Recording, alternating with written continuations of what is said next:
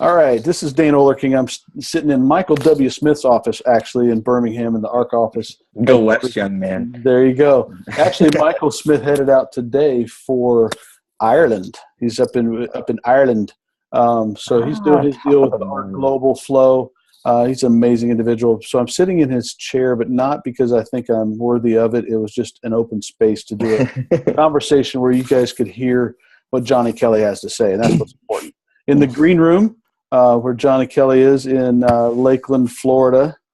Johnny's the pastor of Discover Family Church in Lakeland, ARC Church plant number 419. Come on, what's the date? 419, September 7th, 2014. September 7th. So you're about a year. 20 months old right now. 21, almost 21 months, something like that. So, and we're still counting in months. This is true. Once you get 2 years, then you go to years. And see, this is the parent. This is a new parent. Arliss is how old? He's 4.5. Yeah, 4.5. 4.5. He's not like 50 months. No. And anybody who does it past 24 months, yeah, it's a little crazy. Yeah. You're insane. I'm like 600 months old. Well, yeah, I am. I'm over 600 months. Yeah, I did that math a little too quick, but it's real. No, and then you got Linus. He's probably still in the months you could do. Oh yeah, our Linus is 8 months old now. Yeah, see, that's legit. That's legit. Yeah, so, but the church you got like 3 kids because the church is kind of like a kid into it.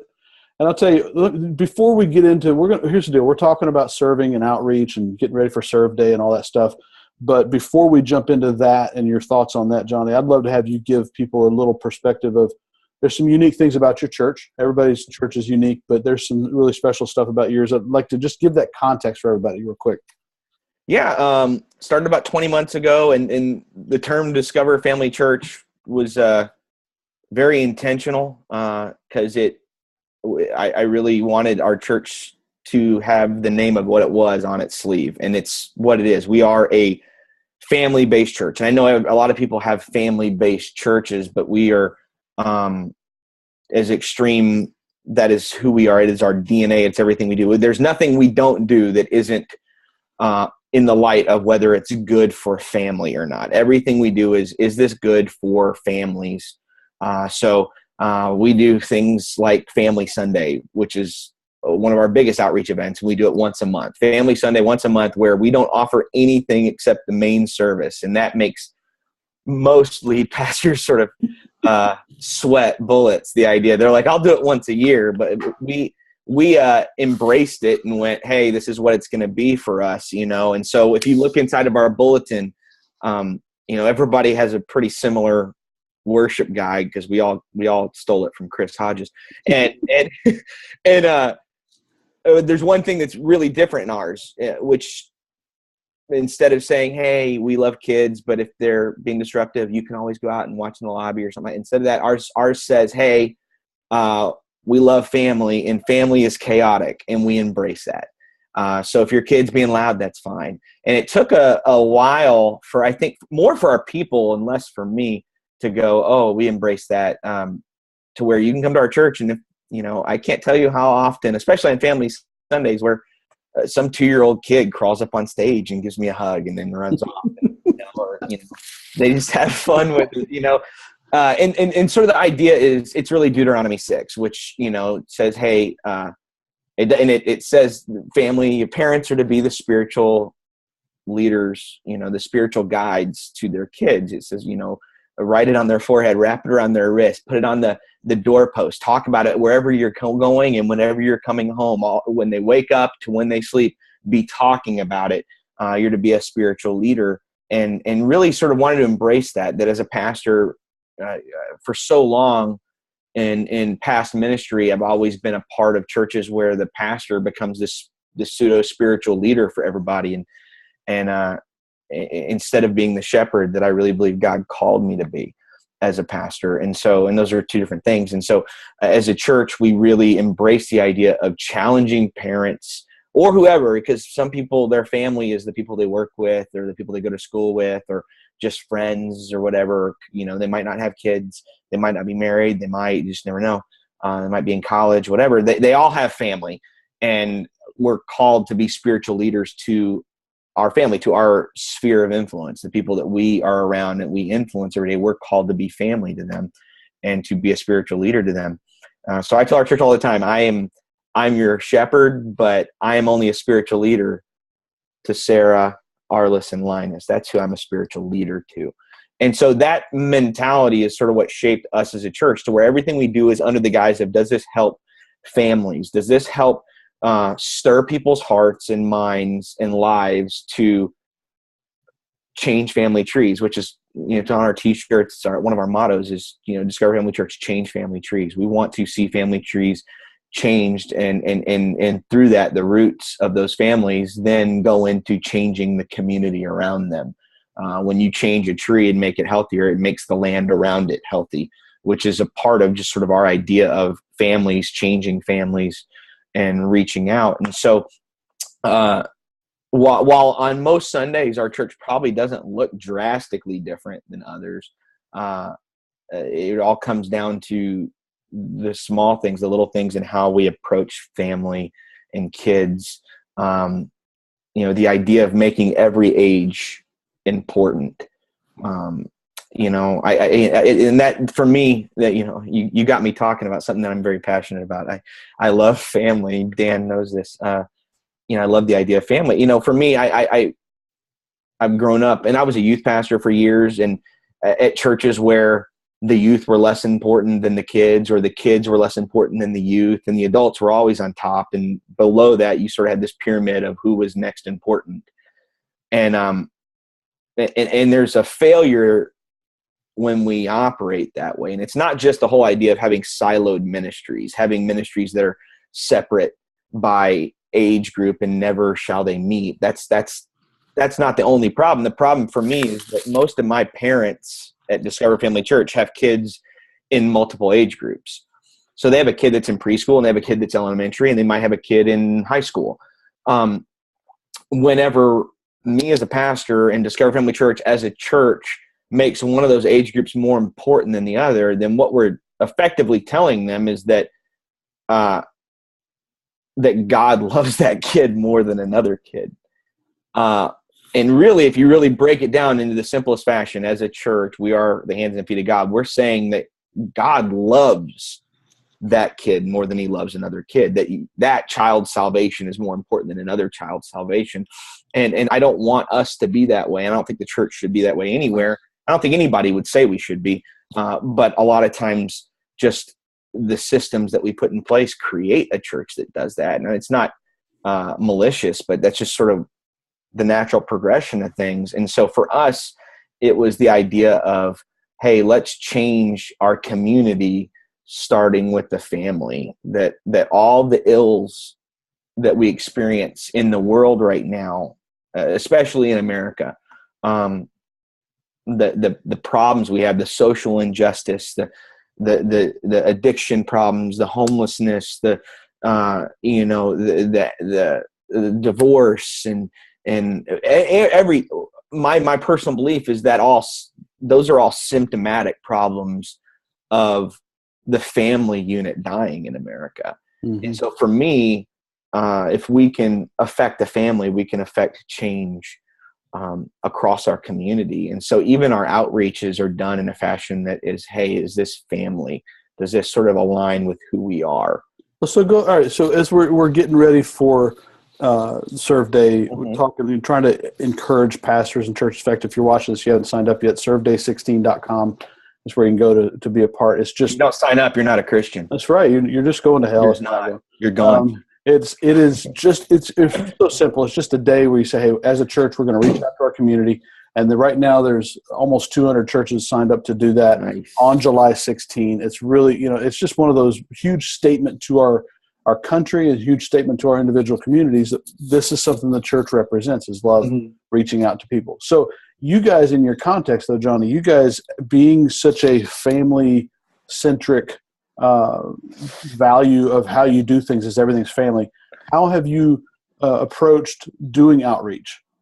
Well, I mean, it really sort of depends on the type of outreach we're talking about, because we have a bunch and we do a lot of outreach, and we do a lot of small outreach, and then we have a handful of ones that are like, okay, these are sort of the corners. These are the posts on the. Okay, let's talk about the big posts first, and let's zero it down to some of the smaller, more frequent things.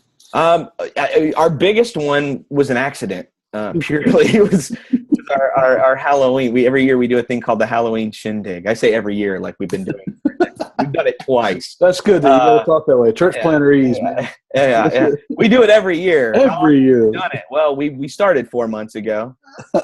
There he is. There's my family. Hey, buddy. Arliss, can you go on out? Daddy's on the video, okay? Okay. All right. Hey, Arliss. I'm talking to my friend Dan and a bunch of people. Come here. There he is. Come on, Arliss. This is my family. Yeah. Here. I want you to say hi, all of you ARC pastors. Hi, you ARC pastors. We love you guys. Tell me you love them. Arliss is the best. Tell me you like them. Daddy. Yes. That hat doesn't fit me anymore. Okay. All right, you go downstairs, okay? Shut the door for Daddy and go downstairs. I love you. This is exemplary of what a church service at Discover Family Church is like. There it is. That's exactly it. There you go. That is it. You know what? If that bugs you, that's not your church, and you're probably going to hell. Hey, here's the deal. What's funny is, because with doing coaching and stuff like that with other planters, we have a lot of planters that flow in and out of our church on any given week. The guys who are going to plant, and they go, I want to learn more. And so they visit a bunch of churches, which I did it too. And anytime they visit on a family Sunday, I can very quickly know whether or not that's the type of, because they'll walk out after service wide-eyed and like, are you kidding me? Like, you're saying there's no, like, we liked it, but there's no way I'll ever do it. I'll hear that. Or some guys will walk out and go, man, that was awesome. I loved it. And we want to do the same thing. And I get a lot of that. I'm getting more and more and more of that, actually, which I love. That's cool. If Arliss was a plant just now, I had nothing to do with that, but that was a great example. Couldn't have planned it better. Trust me. Yeah. No, he's great. If I tried to plant him to do it, he would have done it. So we started our Halloween thing. Our Halloween shindig started, and yes, we call it Halloween shindig because the word Halloween's not evil. It's not. We don't call it. Here's a funny story. A side note for all you guys. My dad, who used to be a kids pastor at another church, I've now hired him. He's my family pastor, which is awesome. But he was a family pastor, a kids pastor for a very large church, and they did the classic Halloween alternative, and they called it the Fall Festival, which whatever, that's fine. But then all these mothers at the church got aggravated, and they thought it was evil and wrong, so they had a alternative to the Halloween alternative. Oh, nice. The church. So they did their own Fall Festival that was an alternative to the church's Fall Festival that was an alternative to Halloween. How insane are we? Wow. So we just call it what our people call it, which is Halloween. And so what happened was we launched our church September 7th, and a couple of weeks later, I looked up and realized, okay, I just spent a year planning this church, and now I'm 6 weeks away from Halloween. Maybe we should do something. And it was like literally we're like 4 or 5, 6 weeks away.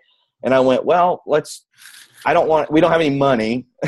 So let's do something that's cheap, and let's just do something for the core people. And so we were like, there was a family in our church that had a horse farm, and it's about 30 minutes outside of town, out in the middle of nowhere. And I called them and said, hey, can we do like a get together there for Halloween at your house? And they're like, yeah, sure, we'll do it. So we decided we were going to do a bonfire. They were going to give the little kids just horse rides in the arena. And then we were going to do like a hayride behind his tractor. And that was literally going to be it. And so I was like, well, what okay. And really we walked into it. We were going to have hot dogs and s'mores and like sticks for them to cook it over the fire. Cause we're like, well, there's not going to be anybody there. So they can just cook it themselves.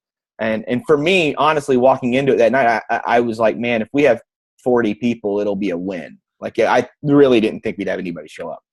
And we ended up having to make like 3 extra trips to the grocery store. We ended up with 185 people that showed up. They drove 30 minutes outside of town to go to this thing. And I don't know where they came from. That was more people, by the way, that was like, 8 weeks after our launch. And that was more people than we had at our launch.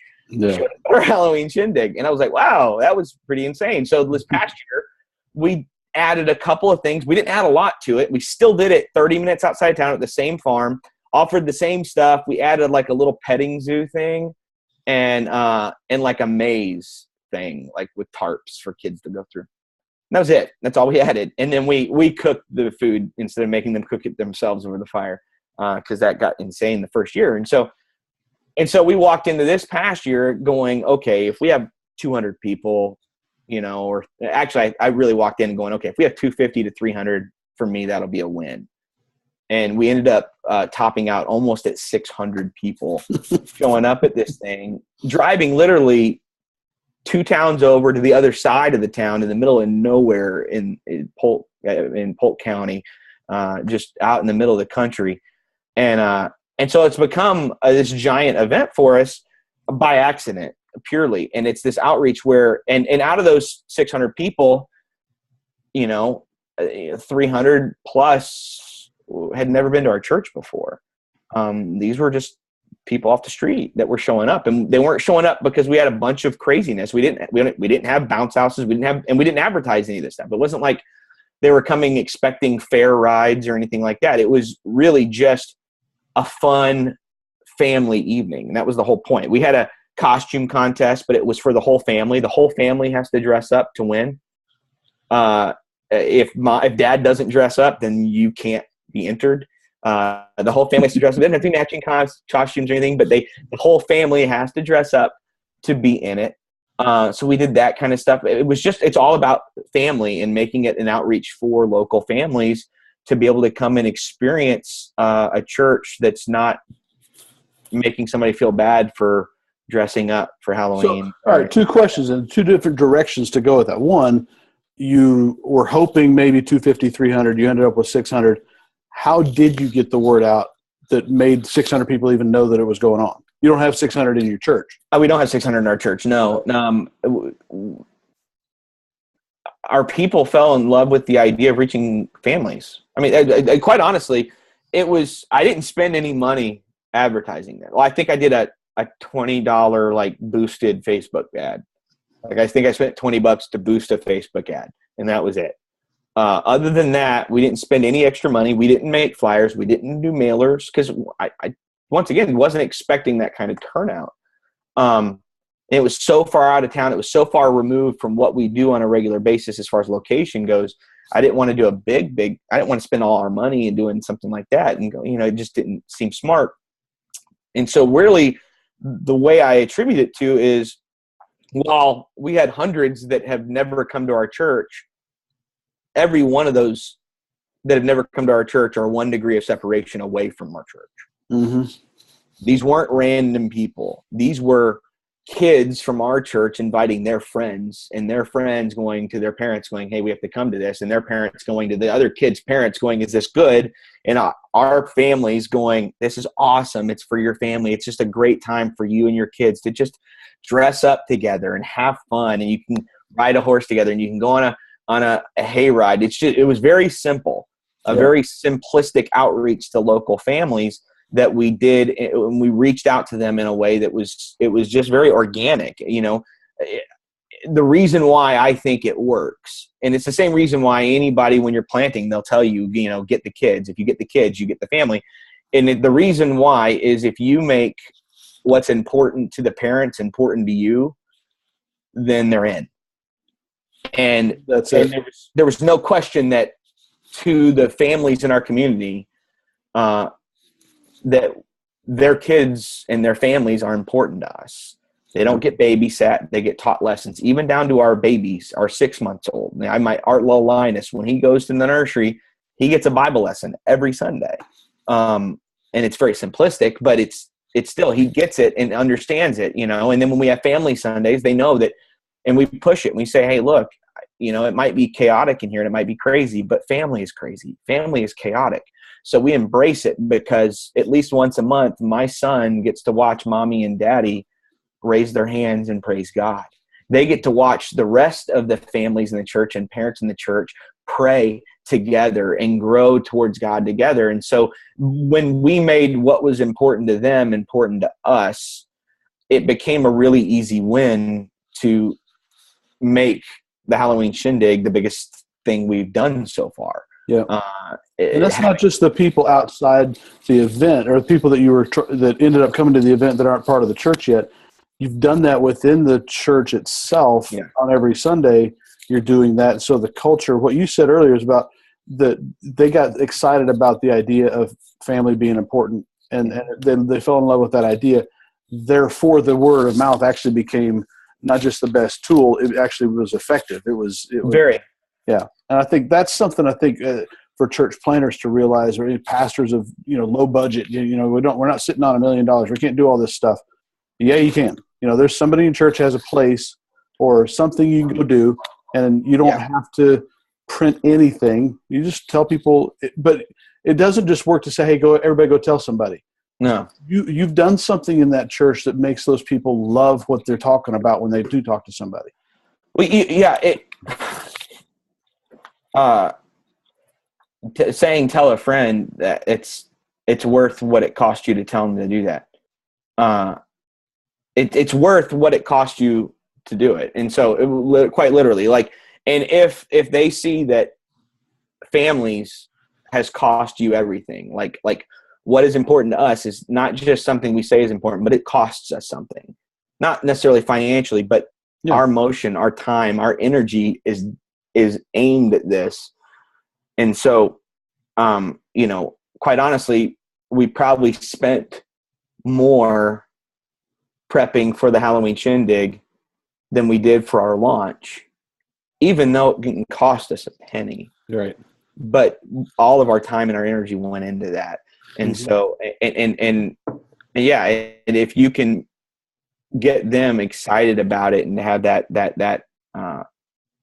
mentality, then you're going to see your people they're going to be your biggest allies. They're going to be the ones that reach out for you. And so, we're not a rich church. We don't have a lot of money. Yeah, you're rich. We're able to do some cool ministry. So, all right, when you talk about the other question I had, one was how did you get all those people there?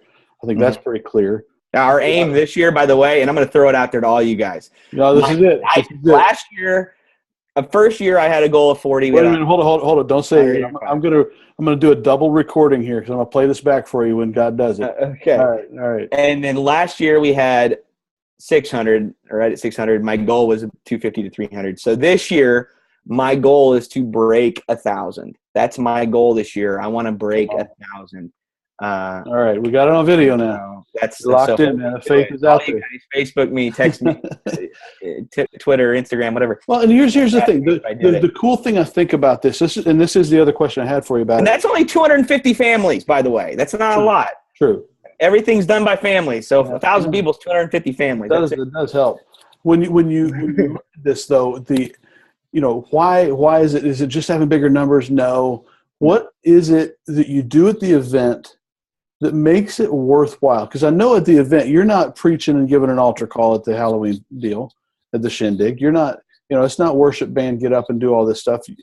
But what are you doing intentionally at this big event to make sure it's actually a worthwhile thing for the mission of your church to help people get to heaven?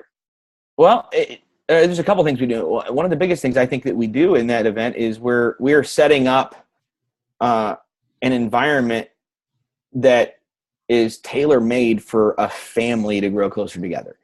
And there's very few places that you get to do that. Even I live here in Lakeland, and we go to Disney World, but it's not even really tailor-made to grow a family closer together. It's tailor-made to make you go broke. Yeah, it's tailor-made to make you broke, but it's also tailor-made for the kids to be excited, and there's parent things too, but generally speaking, it's the parents sort of coming down to that level, and that's fine. I have no problem with that. I enjoy it. I love going there with my sons, but we wanted to create a place where it really was literally we had these areas that are set up for the family, and to make it this event that the family can come to and they can be a part of. And the other side of it is not just to set it up as a place for the family, but for them, while a big chunk of people have never come to our church, the rest of them have. And so as we lead up to it, talking to our church, saying, hey, when you show up, you're there to be the epitome of not perfection, because we're not. And we're not there to be the epitome of like we're better or anything like that. But you're there to be the epitome of a family whose tree has been changed. Yeah. The family tree has been morphed into something better and different, and it's not you. But to give them a place to go to where it's not all about the show, or I don't want to say it because there's nothing wrong with that at all. Yeah. Quite honestly, if we would have had the money originally, we probably would have done some of the big stuff, but now I'm glad we didn't, because it's just not the aim of what we're doing. But it's less about the things that you're doing, and we've created an environment where it's more about the people you're doing it with, and they get to see that, hey, here's a church full of people that are having fun as a family, and they see parents and kids enjoying each other, and they know that they're coming from the church. And the other side of that is because most of the families that are showing up are just 1 degree of separation away from being in our church. They were invited by people from our church. They know that this other family is from our church, and they're spending time with them, and they're seeing what family can be when you let God be the center of it. And so for me, I think the biggest part of that outreach is for it to be a place of example, of, hey, this is what a family can be. We can have fun. We can dress up in crazy costumes. I love it, and I love it because, people from our church show up and their whole family is dressed up like crazy characters, and other ones, the ones who won this year, the whole family dressed up like those white stick figures on the back of minivans. All they bought was black. No, you could, because all they did was buy black clothes and then got white duct tape. It was the cheapest costume in the planet, but everybody died laughing, and they won. Awesome. That's awesome. And it was a family that had never been to our church before, and they've come back. I would, if I broke it down, there's probably about 30 to 40 families that have come to our church through the events. Wow. And some stick around, some don't. But here's the deal: whenever they're going through it, that they always come back. Yeah. When their family's going through it, they're there, and we get to be a part of their life and help them through that. And I get to be a part of baptizing their kids and mom and dad, which is one of the coolest things, when I get to baptize parents and kids the same day. I mean, that's cool. Yeah, that's pretty cool. And so that's pretty cool. I think the thing that I love so much about that is that it's not, let's do what we can to get a herd of people, and then eventually get that herd of people into a place where the preacher can preach to them. No. Yes, that happens. But the big win in this is that it's not the message you're preaching to those new people. It's the families that they know that invited them. In the big sum of that whole thing, by that, if you were to get up and say something at the end, the families have already said it all. You're just putting words to it. Well, and that's what outreach is for. Yeah. Yeah. I mean, here's the deal: if it was all about them hearing me speak, it's not outreach. That's church. I'm just doing it at a farm. Yeah. Outreach isn't for me to do ministry. Outreach is for my people to do ministry, and to be an example, and to change. Like I said earlier, the family trees. You're changing your tree, and when you do that, you change the ground around it and your friends and their roots. These roots are intertwined, and so the goal of outreach is for them to do it. Yeah. I mean, that's the goal. And so. All right, so let's talk about some of the other smaller, more frequent ways you guys do outreach from the church. Well, there's a lot of different things. There's a lot of ways you can do it. And, we want to try and sort of take a multi-shot approach. I've been at churches that sort of do their outreach through their pocketbooks, and I've been at churches that never use their pocketbooks, that only use their energy and time. And our goal is to sort of do a little bit of all of that. Like one of my favorite things I get to do right now is there's a website for all of you guys. This is a cool thing. It's called DonorsChoose.org. DonorsChoose.org. And what it is teachers go on this and they submit things that they want or need for their classroom. It has to get approved by the school board, and then it goes into this thing, and DonorsChoose.org prices it out and sets the budget for that project, and then puts it up and lets people crowdfund it. And so for me, I get to go on, and you can search it by your area code, by or your zip code. You can search it by the age group, if you want to be with just elementary or just high school or middle school, you can search it by how needy that school or that school district is, like how poor or how rich they are, all that kind of stuff. And so I love, like, once a month, I go on there and I pick a school from our area that I don't know the teacher. I don't know anybody there. And we just pick a project that nobody's put any money into yet. This teacher put up this project going, the one we just did a couple weeks ago, it was a kindergarten teacher that needed these special big blocks, and they teach kids, they use them for math and they use them for science. And they're not like normal blocks. There's some, I'm not a teacher. There's some sort of special blocks. And they needed these blocks. I've never met the teacher. I've never been to the school. I know the name of the school. I don't know where it exactly is. I know it's near us. And I know it's a needy school. They have a very low income school. And that teacher had posted that project like a month before, and nobody had given a penny to it. And so I went on, and there's a time limit on it. So and it was, I think, a couple of weeks away from ending, and nobody had given a penny to it. And so Discover Family Church just fully funded it. And so all of a sudden she came I got the coolest letter in the world from that teacher. She goes into school the next day and gets on her computer, and it's like, she's for weeks been going on and looking and going, there's nothing there. There's nothing there. And then all of a sudden this church she's never heard of that meets at the YMCA, paid for it all. And it wasn't expensive. It was like $350. And then yesterday I got a package in the mail from her class, and it's notes from every kid. That's cool. Written to Discover Family Church.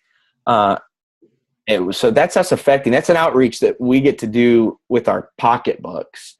But yet I still get to go to our church and go, hey, look, I bring the letters to church, and I'm handing them around like, hey, Pastor, look at this. This is so awesome. You guys did this. You guys did this. Or purchasing, like, we meet at the YMCA, and it's a lower income YMCA. And so they do like summer basketball and fall basketball. And now they're starting soccer. And so basically it started with just once. They asked me if I wanted to sort of sponsor their jerseys, and now we've done it. We're the only ones that sponsor it. And now we're about to start doing their soccer league as well, where we buy all their jerseys. And actually with the soccer, we're doing the socks and everything, the whole kits for these kids that can't afford it. And I love it because I got a video that a teacher sent me this week, and it's this kid who's in like third grade who did a video for his school and made sure to wear the Discover Family Church jersey in the video because it's his favorite shirt. And nice. So like that's going to, and I'm like, that's just the coolest thing in the world. These are kids, and they're not hearing our message, like as a sermon, but those are kids that know that there's a church there that loves them and that they can come. And so all those kids love us, and they bring their parents to church and stuff like that. And so those are sort of some of the ways that we get to partner in like financial things. What's up, Tori? My kid's stepping in now. Yeah. This is great.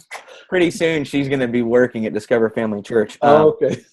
I'm stealing her. Better hope Chris Hodges does not watch this video. I don't care if he does, man. That's for those that don't know. That's my daughter that works at Birmingham Dream Center.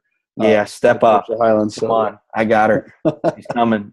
Her and her husband are coming down here, and they're going to help us start our ministry, another ministry that we're doing. We're starting this thing called Royal Family Kids Camps, where we and these are camps that our first one will start next summer. This summer, it takes about a year for the progress to or a little about almost 2 years. We started it about 8 months ago, but we have teams this summer that are going to other camps to train. But you work with the government, and we'll be running stay away camps for foster children, kids that are coming out of abused families, deaths, addiction, all that kind of stuff. The kids that are just completely in the system that have been forgotten about, they're going to go to camp. They get to go to kids camp for a week, and we get to throw the camp for them and do things like every day we have a birthday party for not every day, but every kid gets a birthday party during the week because so many of their birthdays get forgotten in foster homes.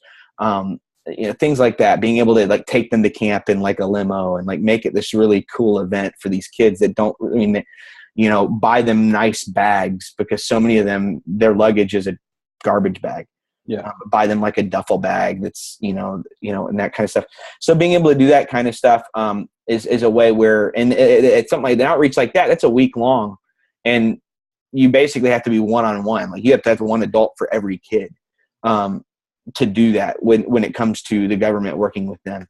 And so that's like an outreach where we get to do that kind of stuff. And we're actually going to be, working with these kids. We have people that are going through certification for horse therapy. So we're using horses for therapy for these kids, which is a cool, weird thing that I never thought my church would do, but my wife loves horses. And so we're doing it. And I love it. It's a blast. One of the coolest things we're getting to do. Some of the other outreaches we're doing?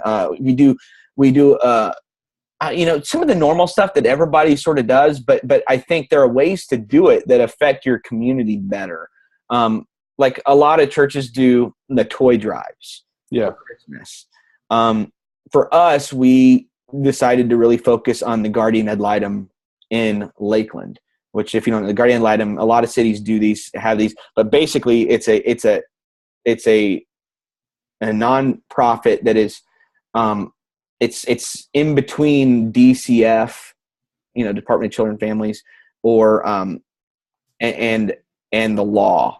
And what it is it is a group of people whose job is completely and totally to be an advocate for the child.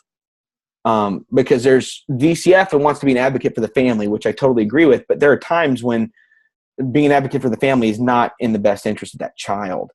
Sometimes, and you see it where a mother or a father that can't raise a child keeps getting the child back because they're trying to keep the family together, but it's actually destroying that child. And so, or nobody's looking out for the best interest of the child necessarily. And so the guardian ad litems without pay are advocates for these children, and they become surrogates for these kids. And so, and they're all volunteers. And so right now in Lakeland alone, there's over 3,600 children in the guardian ad litem system. Right now, there's over 800 volunteer guardian ad litems that are advocates for these children. And they have, anywhere from 3 to 10 kids each. Right. And so we get to come alongside, and instead of just giving presents for Christmas to kids, we get the presents and we give them to the guardian ad litems. And so now that person that's been advocating for that child gets to go and give that child a Christmas gift from them, and really set them up for more success than making us feel good. Like those kids don't know it came from us. Mm-hmm. And so getting to be able to do that kind of stuff, which is, that's sort of a little bit of both, where you're doing it with your money, but you're also doing it with your time and your energy, and the whole idea of, kids going with, I took my son with me this year, and he helped pick out toys for the other kids and be able to bring them alongside, which was really a cool thing. Some of the other outreaches we do pool parties where we meet at the YMCA. And so I went to them last summer, and I was like, hey, you have a pool and it opens at 1:00. Our service is done at about 11:30. Would you open at 11:30 one week and let us do a free pool party? But it's got to be open for free to the public, not just our church, but anybody that wants to come. And we're going to set up barbecue grills, and we're going to make lunch for everybody for free. And then just hang out and have a pool party. And it went so well into the community that the Y came to me the next day and said, hey, do it another time before the summer's over. So we did it a second time. The second time we did it, it was up to that point, it was our biggest in the middle of summer. It was the biggest service we'd ever had up until that point. And because all these families brought other families to church, and then they stuck around for the pool party. Just a little simple things you can do. See, look, one of the things that you've just explained in the last 2 or 3 examples you've given is something that I think is important. Is there is an aspect to outreach, especially when you're a new church, or a smaller church, there's an aspect of outreach that you see the benefit of the marketing value of it. And that's like the pool party. There's a tremendous marketing value in partnering, and that's a brilliant idea. Obviously, it's great to have the YMCA helping, in that partnership. It ends up being phenomenal marketing. Yeah. Okay. But there's also what you touched on with the thing with the kids, foster care, that type of situation where when you buy your people buy those presents and give them to somebody else to give to the kid, you're separating yourself from the return. Yeah, I think completely. That's something that Dino Rizzo taught us a lot at Healing Place when we were there, was that you've got to do outreach, and there is the benefit of marketing, but there is also some outreach you need to do. You need to give to people that can never repay you. They don't even know that you're who funded it. Yeah. It's like that's an integrity in outreach. You have to. The Royal Family Kids camps that we're starting can't benefit us. Yeah. It's against the rules. Yeah. Those children they can't come back to our church after they get done with camp unless they happen to be fostered by foster parents that go to our church. Yeah. It's the only way they'll ever come back to our church. Yeah. It's the only way that happens. It is so worth it to do something for those that can't repay you. There's just the culture that creates is that outreach is not just marketing. Outreach is because that's what Christ died for us. He loved us while we were still sinners. He doesn't need us, but he chooses to want us. And so he does that. That's what and so there is the return on it because your people get a chance to feel what it is to actually love.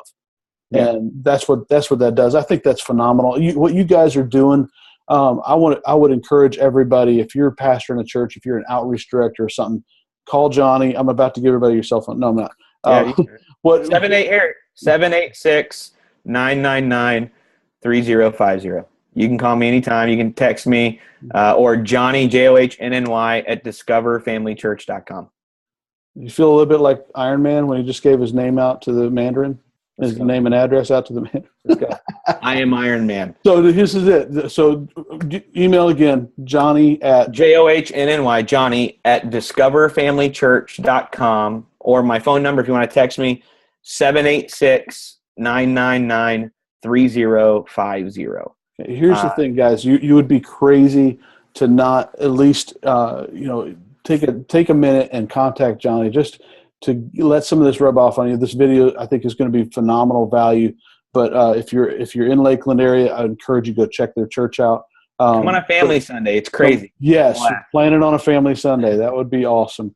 Even not on a family Sunday, it's kind of family. Yeah, it's still fun. It's still family. It's still there's a lot of things you can do to make your church family oriented. With all the outreaches, I mean, the biggest thing for me, I think, the takeaway, at least, that I would want you to think of is make every event you do outreach. Yeah. There is a way that everything you do is outreach. Now, they might not all be overt outreach. It might not always be a block party or painting somebody's house or feeding the homeless. But sometimes it is. And you're focused. Like Serve Day is something where you go, okay, we're focusing on just fully serving. But I don't want to be a church that once a year we outreach. Right.